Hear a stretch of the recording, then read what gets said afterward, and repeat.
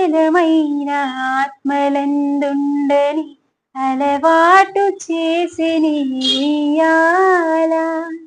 అలర చంచలమైన ఆత్మలందుండని అలవాటు చేసిని ఉయ్యాల.